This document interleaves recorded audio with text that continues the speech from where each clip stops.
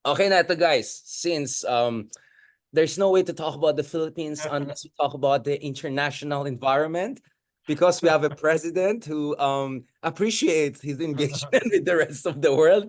Parang humahabol ako sa kanya, nag-uuna kami ng mga destination ngayon. Okay, so ngayon nabuking na. Patalastas lang bago tayo magsimula. Sir, Napanood mo na ba yung three body problems sa Netflix? hindi ko alam yun. Nagsimula siya sa Cultural Revolution. Oh, Sci-fi siya pero nagsimula siya sa Cultural Revolution. Panoorin mo. wow, like Ito like yung gumawa, Maoist ito yung mga cultural gumawa ng revolution, Game of Thrones, no? like Maoist cultural Yeah. revolution. The Maoist Oh, culture. wow. Wala. Panoorin mo, nagulat lang ako. Napanood ko lang yung unang episode. Ba? Okay. Sige, Anyway. sige. No problem. Definitely. I'll check it out. Sige, sige. Habang sige, I'm sure never mind, baka may sasabihin ako mapahamak naman tayo. Patalastas lang yan. Patalastas. No, of course. I mean, one of the beauty of going around right now is every time nasa isang capital ako, parang BBM was just there parang a few days earlier or is about to go back again, yung mga ganun. So, nung nasa Washington DC. So, ngayon, of course, latest sa Germany and I had a chance with some other folks to have a proper chat with Olaf Scholz, their chancellor, and apparently the guy is interesting in a sense that I always hear from Germans that he's not charismatic, but apparently when he's around medyo intellectual people, sobrang comfortable siya. Obviously, I cannot share the content of the conversation. Buti pa ikaw, nakausap mo. Ako, na-meet ko siya, pero selfie lang kami. Nung, I mean, he really took time, Yeah. And I was really surprised kasi he just had arrived from Jerusalem and Amman after very tough conversations with, of course, you know who, diba? And he stayed until 9 p.m. So dinner namin was 6 p.m., 9 p.m., 3 hours yung conversation. And naging intense, especially yung mga ibang kasama namin, talaga they raised big issue, very sensitive. Ako naman, more in terms of how to move forward, especially sa Pilipinas. Kasi alam mo naman, Ronald, ang line natin, it's all good for the Philippines to get statements in support of our stance on West Philippine Sea. But at the end of the day, we need capacity building. We need strategic investments, di ba? And the way I explain strategic investment is like talent scouting. Di ba kung nagka-talent scout ka, you don't necessarily go for that kid who's right away ripe and has everything. Sometimes you go for the one na medyo kulang, medyo hilaw, but you know that kung bibigyan mo ng chance to, you invest in this person eventually. Well, that's the story of Ronaldo and Messi in many ways. So ang Pilipinas, obvious may problema tayo sa corruption, regularity, red tape, but we are a frontline state. We're a very important state. We're the fastest growing economy in Southeast Asia. And I felt now with Europeans, there's a lot of sympathy for us. Yes, you have a Marcos again there, but at least there's an idea that the Philippines as a nation is fighting back. It's making up time for the time lost under Duterte. I just felt, Ronald, the respect na, kasi parang, alam mo rin yan, paano ni Aquino rin, di ba? Hindi tayo sineryosa as much as we should have been taken seriously noon eh. Parang taken for granted ang Pilipinas noon. But now, and obviously it's not because of Marcos, it's because there's a belated realization na itong Philippines, we shouldn't forget them. And you know, my conference actually in Germany was about Global South. So India, Brazil, South Africa, Indonesia, and then ako yung kinuha nila from Philippines. So actually, konti lang kami from East Asia, dalawa lang yata kami. Dalawa or tatlo. And for me, I feel good na they consider us as one of the rising middle powers or rising forces in Global South. And at the same time, I told them, here in the Philippines, we feel more Western than ASEAN and all. But you know, so what I'm saying, Ronald, is nasa sweet spot na tayo eh. Eto na, we're in this moment. So as much as we make fun of BBM's travel and all of that, which sometimes is really, lalo yung mga Formula 1, malapit na mag-Taylor Swift yan, I see the value of him engaging the rest of the world because I think the rest of the world wants to do things that they were not able to do nung panahon ni Duterte. Ikaw, anong basa mo dito? Mahalaga yung sinasabi mo na yung meeting mo na yan, na sweet spot tayo at pinapansin na tayo ngayon. Dahil nung June 2022, nung pumunta ako sa Germany, na-meet ko yung head ng ruling party, si Saskia Esken, at, Right. at co-chairman niya si Scholz, yung chancellor. No? At nagsalita ako sa German parliament, no? Sa Bundestag. Nandun yung lahat ng political parties, no? From the left to the right, yung AfD. First time ko na-meet yung AfD na ngayon ay lumalakas sa Germany, no? Yung mga kung ano yan. No? So, bago ako nagsimula magsalita, parang kwan sila restless sila, parang dumalo lang sila to comply dun sa imbitasyon. Siguro sinabihan sila ng kanilang mga party leaders, ng kanilang institute, o makinig kayo rito, etc. etc. Pero hindi sila, wala yung kanilang attention dun sa topic ko, which is the South China Sea. Until I pounce upon a tactical opportunity to get their attention. No? Sinimulan ko yung aking speech by saying that the South China Sea is the next Ukraine. O yun, lahat nakikinig. No, of course it's not accurate. Of course it's not precise. Pero you got their attention, no? Ibig sabihin kinakailangan ko pa ng ganung gimmick para makuha ang kanilang attention. Dahil nga malayong-malayo sa kanila yung mundo natin. Yeah. Kaya 2 years after, sabi mo nga, we're now in a sweet spot, no? Ngayon, yung mga friends ko sa Germany, no, nagpapadala sa akin ng mga clippings galing sa Der Spiegel dahil nasa headline yung atin ito Christmas convoy sa Ayungin. Ibig sabihin lumalabas tayo, no? All over the world, no? Sorry, akala ko andyan yung mga pictures ni BBM with his Rolls Royce. Sorry, sorry. Yeah, Na exactly. dati hindi pinapansin. Ngayon, everybody knows about the West Philippine Sea. They're using the term West Philippine Sea, hindi lang South China Sea, no? Everybody knows atin ito na isang ragtag group ng mga civil society na nagsama-sama last October at bumiyahe last December, at ngayon balak na namang bumiyahe sa Scarborough. So, parang in a few months, biglang nagmamarka na tayo. Not just because of the trips of BBM. Kung hindi, ay people are noticing itong part na ito ng ating mundo. Kaya magandang segue ito sa ating usapan ngayon dito sa episode na ito. Okay, and this is where medyo ninervous ako kasi may kasama ako from another ASEAN country. Actually, kaibigan ko to, and you know, who knows, he may end up as the next foreign minister of this country. And we had a lot of conversation about things.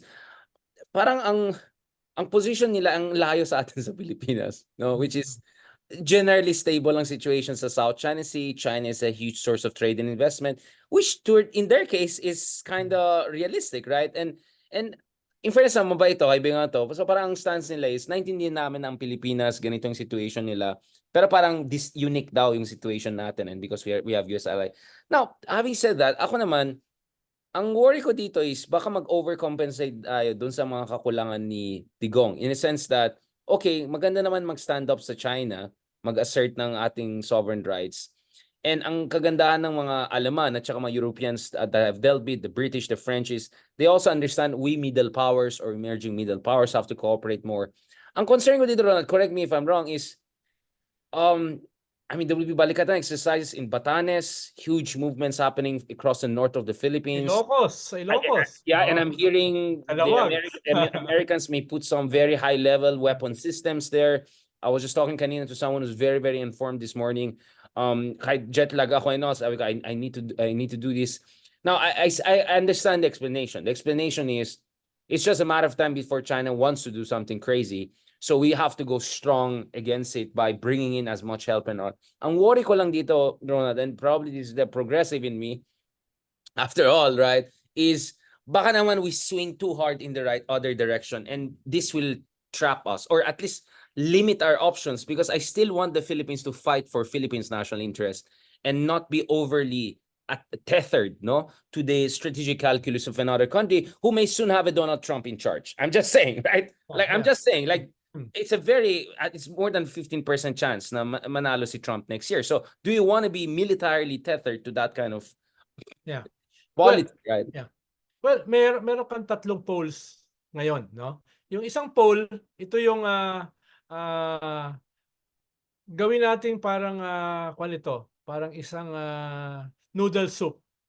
Yung tatlong magkakaibang issue, ipaghalo-halo natin. Una, yung usapin ng West Philippine Sea. No, yung ating victory sa UNCLOS, yung pagbubuo ng artificial island sa ating EEZ, no? At yung plano na paalisin tayo totally doon sa Ayungin, Sierra Madre, sa BRP Sierra Madre, sa Scarborough, Bajo de Masinloc, Recto, Mischief Bank, totally tanggalin tayo diyan. At talagang lagyan nila ng wall ng artificial islands, no? Yan yung ating issue na kinukuha ngayon. Yung isang issue naman ay yung freedom of navigation, no, sa high seas, na Sabi nga ni BBM do sa trip niya sa Germany, 60% of global trade passes through here. Hindi naman totoo 'yon. Siguro mga 40 or to 50 at most, no, ng global trade. Pero enough para for the whole Ronald, baka world may ibang trade na hindi natin alam, may to take underground. notice. Oo. Enough for the whole world to take notice and to care, no? At ikatlo yung Taiwan, no? As far as I know, we still recognize the one China policy. Ang nagbago ay yung strategic ambiguity ni Kissinger ng Americans ay hindi na ambiguous. They will defend Taiwan militarily. Kahit one China policy pa rin yung kanilang recognition diyan, no? So ito naghahalo-halo, no? As far as we're concerned, dapat hindi maghalo, no? Pinayagan natin yung halimbawa yung EDCA, no? Para sa usapin ng West Philippine Sea. To some extent, freedom of navigation. Pero primarily, West Philippine Sea. Dahil sobrang dehado tayo naman, no? Sobrang dehado tayo vis-a-vis the biggest navy in the world and the second most powerful superpower in the world, no? Yan yung natin. Pero ayaw din nating maging dependent sa kanila, no? Ang kinukuha natin in a worst case scenario, no? Halimbawa, durugin yung Sierra Madre. Halimbawa, ay talagang totally maglagay ng wall of artificial island sa ating EEZ or even sa border ng ating sovereign territory, no? Ay mahalaga na merong mga bansa na willing tumulong sa atin, no? Not necessarily to go to war for us, pero at least magbigay ng pressure dito sa second most powerful superpower na nagiging aggressor natin, no? So yun yung natin. Pero ibang usapin yung Taiwan, no? The last time I looked, malinaw sa ating constitution na we denounce war as an instrument of foreign policy, no? Kaya halimbawa, kung may maglalanding sa halimbawa, merong dumating sa Batanes last month at ina-explore na magbuo ng kampo yan kahit wala yan sa EDCA, dapat naman tutulan natin dyan dahil clearly yan ay for the Taiwan issue. At para yan ay mangyari, kailangan niyang pagdebatihan, no? Kailangan niyang pagtalunan at kailangan niyang pagpasyahan ng both houses of Congress. Hindi yan pwedeng gawin unilaterally ng defense establishment, ng security establishment. Hindi yan pwedeng desisyonan simply by the president. Na mahabang proseso yan, no? Syempre may nako-complicate yan because we have almost 200,000 OFW sa Taiwan, no? Ibang usapin pa 'yon, no? Pero hindi pwedeng paghaluin yan like a noodle soup, no? Na lahat yan ay magkakadikit. Kailangan meron din silang separation, no? Yun yung Compartmentalized approach. yes, dahil ngayon kasi pinaghahalo-halo na eh. Pinaghahalo-halo na. Before we know it, no, we may be sleepwalking into a war we never decided on or where we never discussed even, no? Yun yung problema, no? Kung pupunta tayo sa ganyang klaseng fundamental na issue ng foreign policy, at the very least, kailangan ma-process natin as a nation. Nasa ngayon, definitely hindi. Yeah, my whole of nation approach, not to mention, I mean, it's one thing for the president to make the right decision in peacetime, but is this the kind of president who can step up to the plate if things go a little bit, crazy, right? And that's the other thing. Does Marcos Jr. have the temperament if talagang lumaban ng China? Or, I mean, it doesn't have to even be a war, diba? It could be some major sabotage activity, right? Infrastructure attack, cyber attack. China can respond in many ways. Is this president ready for that, or is he gonna rely on Americans to fight back against all of these things? Yun ang sinasabi ko eh. There's nothing wrong with being right, but if you're gonna go down the heroic journey, make sure you can be heroic when the challenge comes, di ba? Tulad ngayon, yung parating na balikatan will be in Ilocos. No? Nandoon. Ibig sabihin, talagang hindi yan usapin lang ng West Philippine Sea. At the very least, pag-usapan natin, pagdebatihan natin. No? Nabasa ko na lang sa news eh. No, yung next balikatan with France, no? With France and the US ay nasa Ilocos, no? Hindi ko alam kung Yeah. bahagi ng West Philippine Sea yung pupuntahan, no? Doon, no? Paano kung hindi? Oh, definitely Taiwan 'yan, no? Definitely Taiwan 'yan, no? Tapos ang alam ko, meron ng mga pumunta sa Batanes, no, several weeks ago. For what? No? It's not even walang EDCA diyan, no? So, Right. what is that for, no? Ah Well, nakita natin na a month ago, yung dalawa, tatlong Chinese research vessel na nandun sa ating eastern seaboard, no? Zigzagging. Hindi yan innocent passage, no? Clearly, minamap nila Right. yung ating eastern seaboard not only for natural resources but probably for war, for military purposes, no? Kaya ayoko na bigla na lang magising tayo na nasa giyera na tayo, 'di ba? No, na 'yan But yun nga, Ronald, again, it doesn't have to be a war, right? It could be a situation whereby dahil mainis ang China, dahil hindi niya masuguran ng Taiwan, dahil ang ipit na yung situation, ang gagawin nila, titirahin nila yung Pilipinas just to show their tantrum. Di ba? Kasi yes, tayo weak link eh. alam Di ka naman ba saying? natin wars happen most of the time because of accidents, 'di ba? Because of accidents. Or So, or short of war, right? yeah, China is a master of gray zone. So they could still hurt us in many ways, 'di ba? Short of a war situation. Yun ang sinasabi ko eh. Because if you look at the upcoming summit of BBM, Kishida, and Biden in White House, a lot of that is going to be about Taiwan. Obviously, it's not just South China Sea. Now, I understand that there has to be preparation because bakit ang mga Chinese nandun din sa Philippine Sea, sa Aurora and all? Because yun ang dadaanan ng mga Amerikano if ever mag-intervene sila. So yeah. Chinese want to So, essentially yeah. close So, down the highway, yeah, right? Para hindi magpapatuloy lang pasok ako, ng Amerikano. Bigar, no? Yan yung isang poll. Yung isang poll naman, no, ay ah, totally, wag tayong sumama diyan. Totally magsara tayo, no? Totally wag nating i-provoke yung China, no? Which is naman very pro-China. 'Di ba? Very pro-China naman. Parang mag-demilitarize tayo kahit wala tayong i-demilitarize dahil wala naman tayong militarized, At no? wala kang leverage. Wala kang leverage. Why would China? Talagang iniiwan mong vulnerable yung ating mga frontliners. Ating Coast Guard, yung ating fishermen, no? etc. At halos binibigay mo na sa China yung buong West Philippine Sea which is bigger than our landmass, which is perhaps richer than our entire landmass. So masyado namang cap out yan, no? Naniwala ka man lang banat or criticism sa China. Nakita ko yung mga statements nung ilan nating mga kaibigan, no? Yeah, and the old Wala man traditional lang left, one unfortunately. sentence criticizing yung aggression ng China. Wala man lang one sentence, no? Criticizing yung pag-build nila ng artificial islands within our EEZ. No? Yan naman yung isang poll. Or So, pro forma lang. If they mention it, oh, it's just to say lang may sinabi yeah, sila. But yeah. So clearly, kailangan meron naman tayong third pole, no? Na hindi naman magfo-fold simply diyan sa dalawang pole na 'yan, no? Na yes, kailangan natin ng tulong ng mundo, but we have to rely first and foremost sa ating sariling strength. Hindi pa nga natin na-organize ang ating mamamayan eh. Hindi pa nga natin na-organize yung ating civil society. Doon muna tayo mag-focus, no? At yun nga yung purpose sana nitong civilian convoy, the first of its kind. Para sabihin na hindi naman necessarily na armed tayo para i-claim natin na itong West Philippine Sea ay atin. Hindi naman kinakailangan tayo maging armed para protektahan yung ating fishermen at yung ating civilian coast guard at suportahan sila. Hindi naman natin kinakailangan maging pro-US, no? Para gawin ito, no? Yun naman ang sinasabi natin.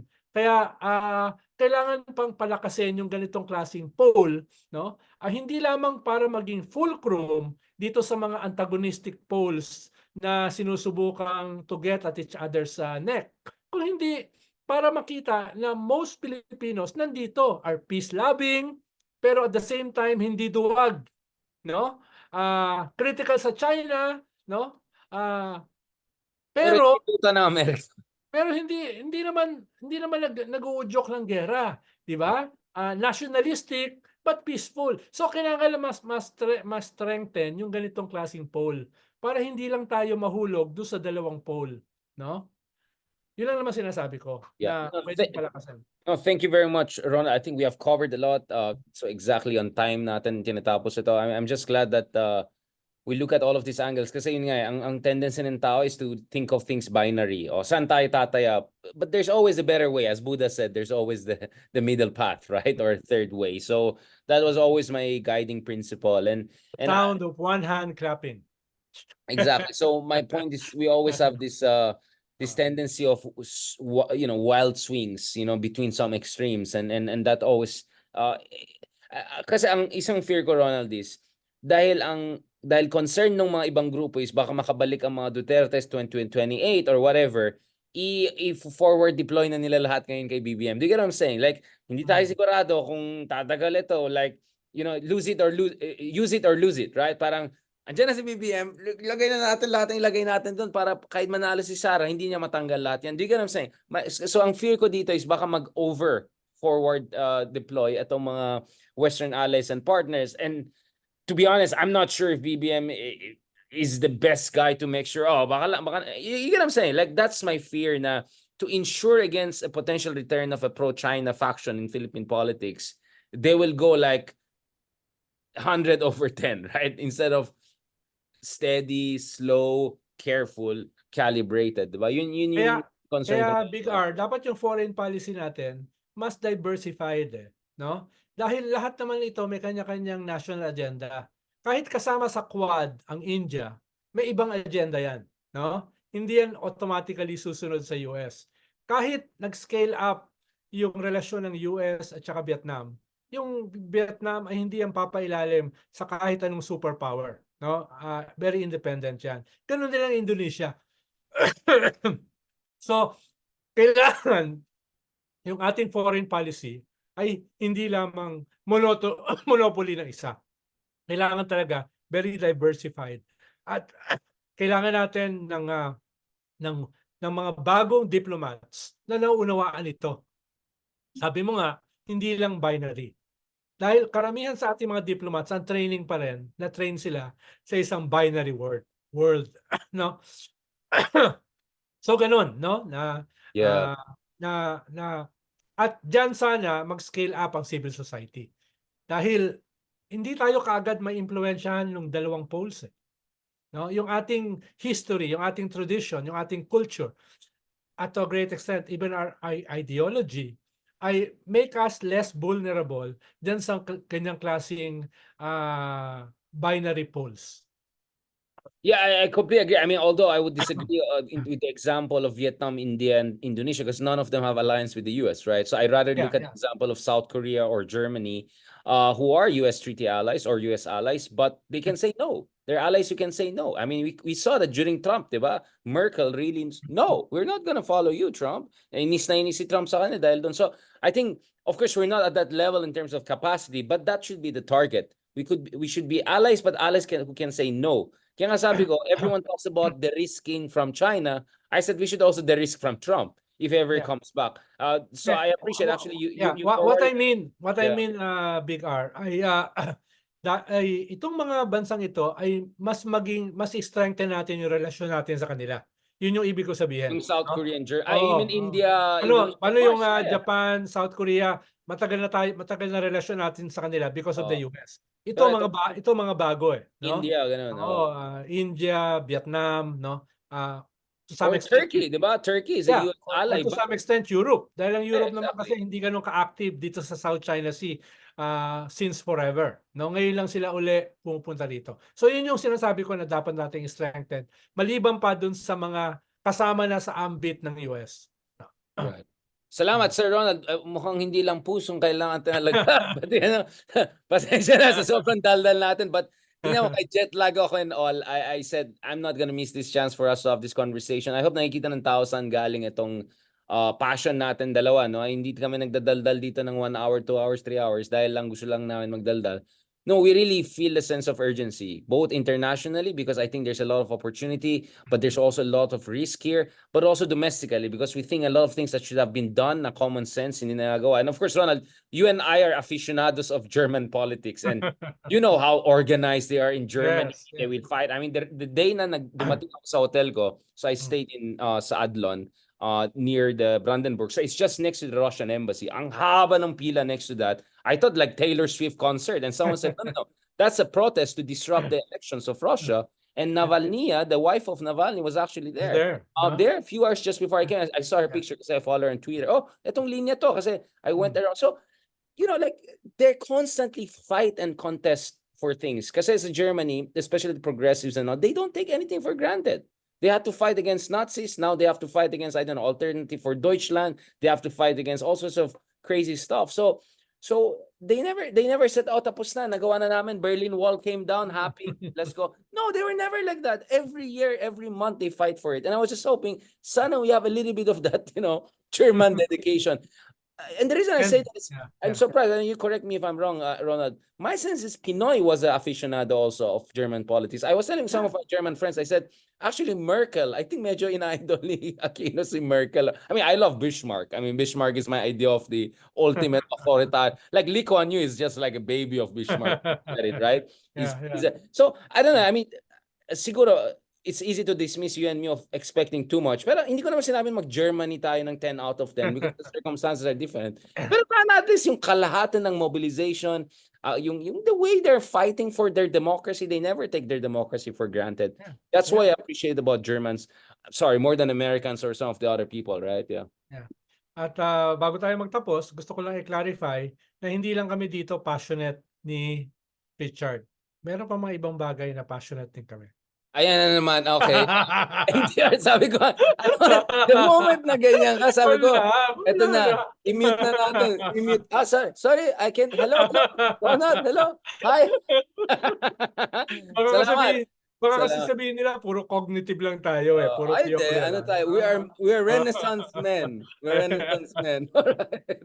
On that note, thank you to the real R na bigger R, and salamat sa lahat ng mga nakikinig sa atin. Wow, medyo malaking live natin, mga 1,500 live tayo this hour. So, I'm pretty proud. Mukhang nagustuhan nila yung drama natin. On that note, thank you very much, Sir Ronald.